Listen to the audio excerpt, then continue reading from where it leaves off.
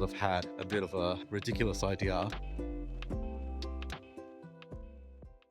A couple of months back, I made a video about the DJI Osmo Nano and how it got me creating again. Insta360 saw my content and they liked it. So they sent me this, the Go Ultra.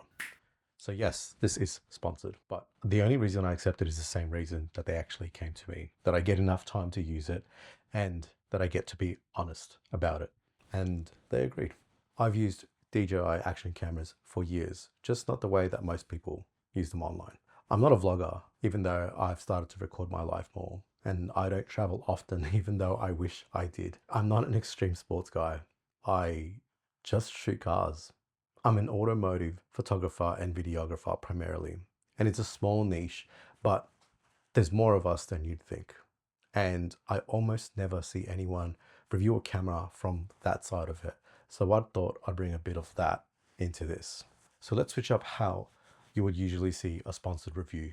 I'm going to tell you the 4 big things that I don't like about this camera. And then you can decide if you want to stick around to watch how I use this and my final thoughts. No one is perfect, right? Well, no camera is either. And I'm not sure why people get so caught up on spec comparisons instead of actually using the hardware to see what it's capable of and then showing others so that way they can make up their own mind. I'm not trying to work out if this camera is flawless. I know it's not already, and neither are any of my DJI or Sony cameras. There's always a compromise. I just want to know if the good outweighs the compromises for a creator like me. The action pod. Now I love that the camera locks into the pod, but the only thing that you can grab onto is the lens, and there's not enough space to grab it from anywhere else. And depending on what you've got on, rings, gloves, long nails, you can potentially scratch the lens cover just by taking it out. And honestly, it's important to know because there are people out there who want to create but have some impairments, and they matter too. Unfortunately, I've already dropped mine when taking it out and it has a permanent battle scar on it from that occasion. It is what it is, and that's okay. It looks delicate, but it's actually more durable than you think, thankfully. What I've done now is attach the wrist strap anchor that comes with it straight onto the camera. That way I can press the release button and pull it with the strap. A one-handed release would actually fix this whole thing, and I hope that that's where they take it with the next generation. What surprised me was that the charging port on the dock is completely open. No little door, no rubber seal, nothing. Now, I live in Melbourne and we get 4 seasons in one day, and the second a drop of rain gets in there, you're playing with fire. The fix is obvious. Put it behind a watertight door, just like the SD card. The next one for me is the UI. And it might just be me being picky, but there's 12 modes to use on this camera. And I would only use maybe about 4 or 5 of them. You should have the option to hide them if you don't use them. And on top of this, by default, there are 8 presets also baked into it. I understand that they're trying to cater for everyone, but you can't hide any of them. And you can even have up to 20 custom presets on top of that. I dislike that I have to scroll through 8 profiles just to get to my custom ones. This last one is something that I know is a pain point for so many people. You have to register the device to an account before you can actually do anything at all. You can't just buy it, turn it on, put the SD card and hit record. I've had this same problem with DJI for years, but there should be a way for you to use the gear that you paid good money for, like a light mode or something, without handing over an account first. If you came in fresh, hoping that it'd be different here, I'm sorry to say that it isn't. Unfortunately, I think that this is just a standard practice now. So that's something to keep in mind. There's other little compromises here and there, and I'll touch base on them as we progress. But these are the main ones that impacted my overall thoughts on it. And if that's all you came for, I appreciate your time. Otherwise, keep watching and you'll find out how I use it and maybe if it's suitable for you too. So, what does this little camera actually bring to the table? The built-in microphone actually sounds way better than it has any right to for something this size. It's seriously impressive but it doesn't really compromise anything as far as I can tell. Yes, the mic is going to pick up wind noise, so you do need to understand that. But if you do need something better, Insta360 also have the mic air, which I haven't actually had to use yet.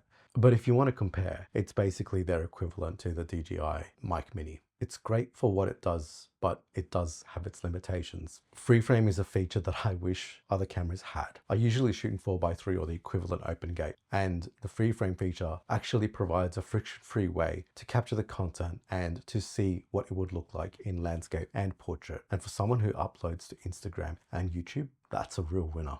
The removable SD card directly on camera quietly fixes a real issue in other similar format cameras. But that also comes at the compromise of no internal storage. And to be honest, I would rather have an SD card because your footage survives even if the camera doesn't. And that is more important to me than the convenience of internal storage. I actually really like the design of the camera and the pod.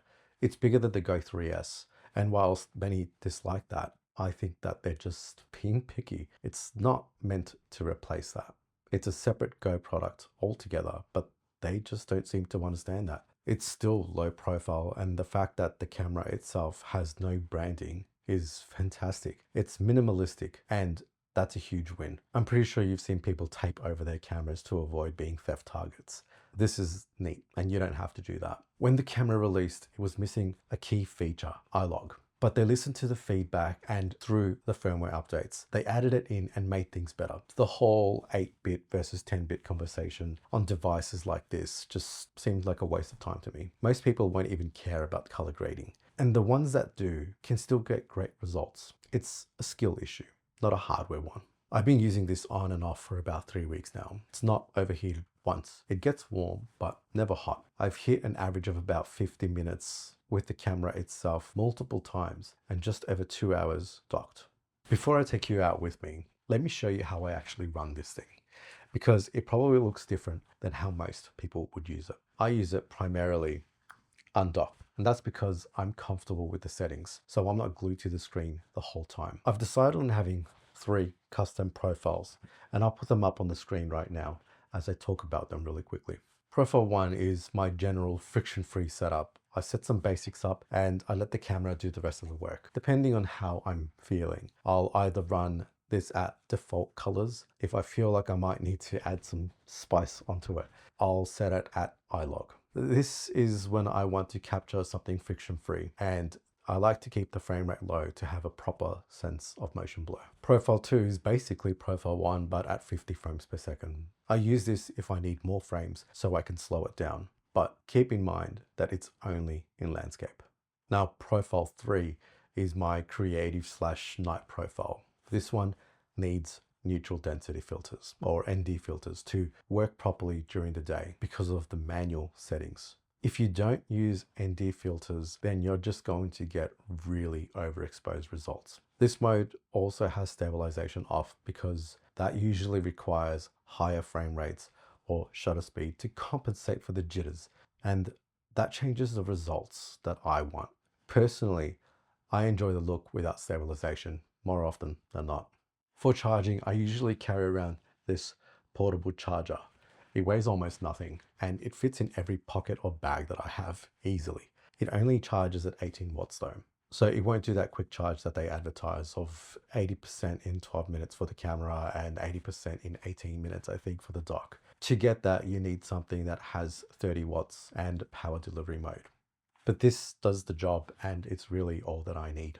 I also want to talk real quickly about Pure Video. This is their low light mode. And from what I could work out, what it does is that it pulls more brightness into the frame by adjusting the exposure. But exposure adds noise. So to compensate for that, it applies an AI noise reduction. And depending on the conditions, it can kind of go either way. Here's an example also of some point of view driving with Pure Video on. The mode does what it says it does. The image does become soft, and the darker it gets, the softer it gets. That's just the trade-off with using denoise. Use it when nothing else will get you the shot. That's the situation that it was built for. All right, let's go shoot. So I've just come out for the day with my wife to go for a bit of a drive. We've ended up in a rural town named Kyneton. And what I've decided to do is take my car out that I very rarely drive and see if I can get some cinematic shots of it. Now, if you're seeing me sway back and forth, that's because I've had a bit of a ridiculous idea of chucking this thing onto a gimbal. So if you give me a second. So that's what the rig looks like. And pretty much it's the dock that is attached to the RS4 Mini. And I've got the pivot stand attachment, I guess, that's actually linked up to it. And it actually bounces not too bad. It does need more weight though, because there is a bit of a bounce that goes with it. However, I'm sure we can probably try and stabilize that in post.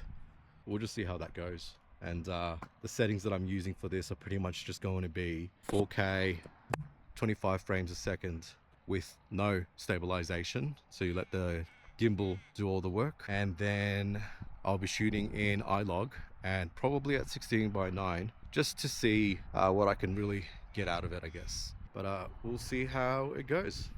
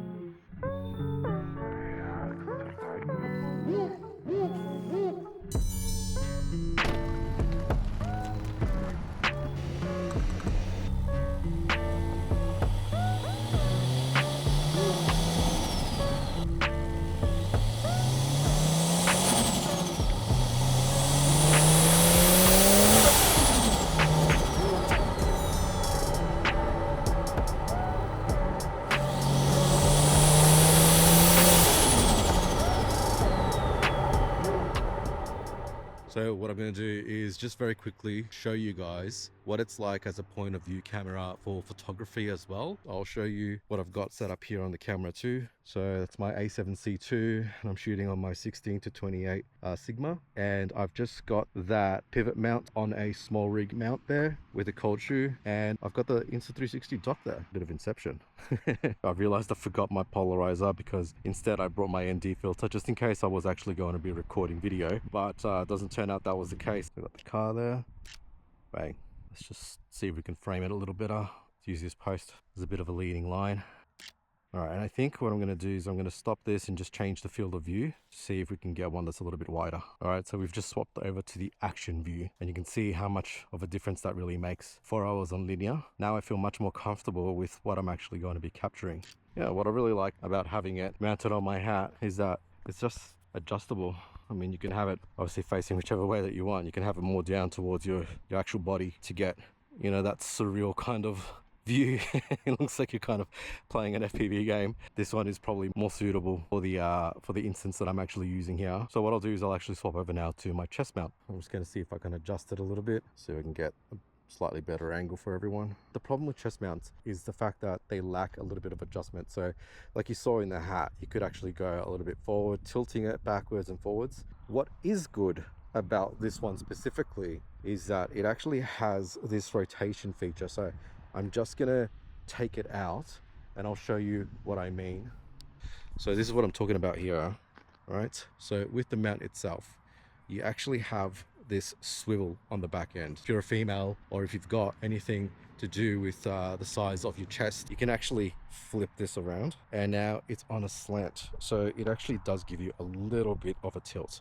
So as it's getting darker, I've realized in the middle of recording that my ND8 filter that is on here is causing me a little bit of friction in regards to the quality that I'm getting because it's too dark. So I'm just going to swap it out and change it back to the normal lens cover, and that's much better. I didn't get to show you what it looks like now that it's inverted, so just give me a second and I'll do that for you now. So the position is slightly different here. So it is still capturing everything from the chest mount, but it is slightly more tilted, I guess, downwards.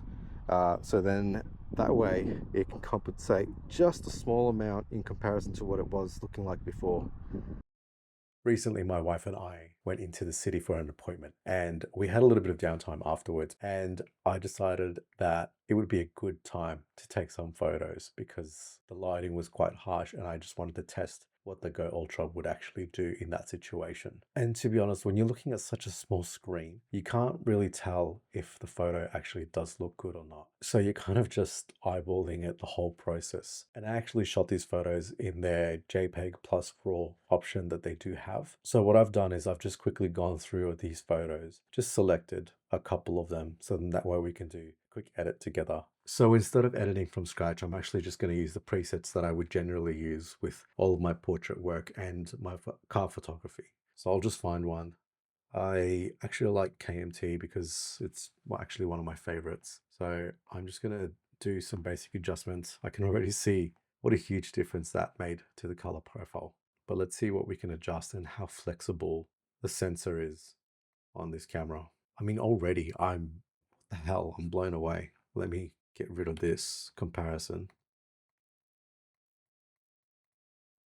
This is crazy. Holy crap. Play with it a little bit more. Maybe add a little bit of saturation into the picture. That's too much. Don't want my wife looking like a carrot. I actually can't believe how much of an effect that actually took. The fact that you could recover so many details from the highlights and from the shadows is absolutely wild. Let's do one more. All right, let's just try daylight and see what that does. Okay, so shadows, blacks, let's pump that up. Let's do some contrast, bring up a little bit of the exposure, bit of highlights, not too much. Don't want it to get all crazy. I want to increase the warmth in the photo. So let's do that, change the color temperature a little bit, and let's check the tone curves.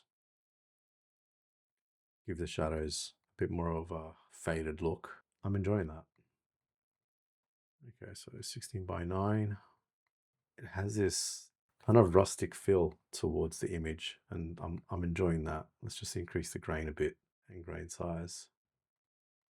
It looks like a picture that was taken from the 90s in one of those old Kodak cameras. It's blown my mind.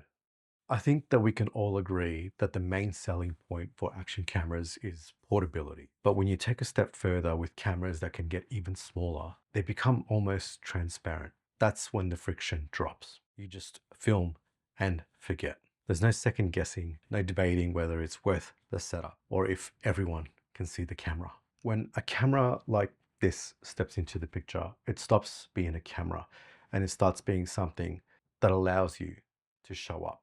Let's be real for a second. Gear isn't the solution to a broken mindset. You can spend as much as you want, but it won't solve anything if you genuinely don't want it to. If you believe that you can't create or that you're not worth creating, your brain will take that as truth.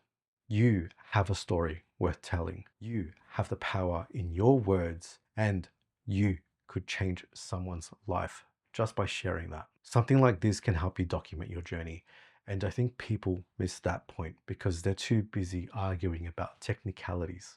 So, is the Go Ultra worth buying? Here's my take.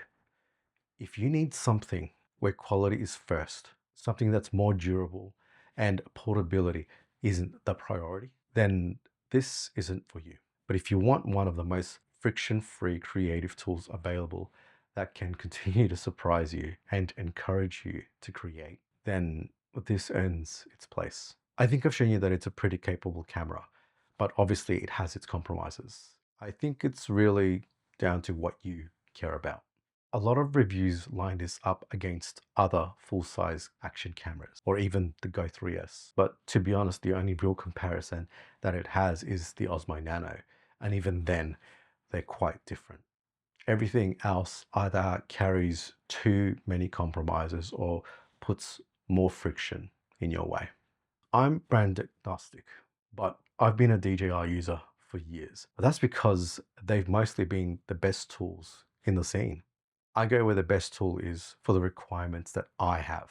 At the start, for a long time, it was really just GoPro in the conversation. Then DJI came in and GoPro stopped being interesting for a long time. until recently, which is exciting to see. Insta360 kind of just came in and filled the gap that GoPro left by being stagnant. They then started gaining traction with every new camera. They learn, they adapt, and they push a little bit harder. Think about where we are in the world right now of non-traditional cameras.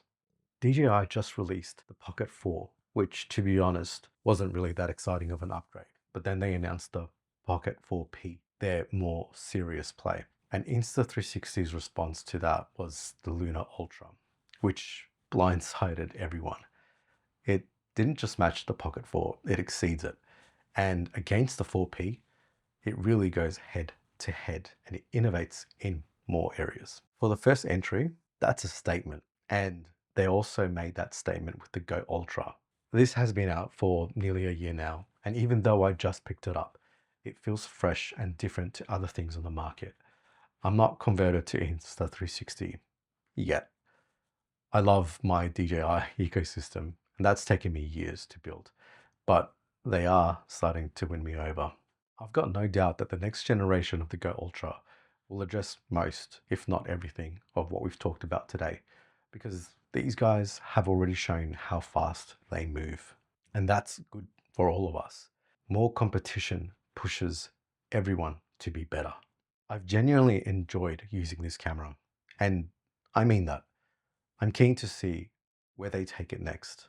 But until then, I'm keeping this in my kit and I'm excited to keep using it. Peace.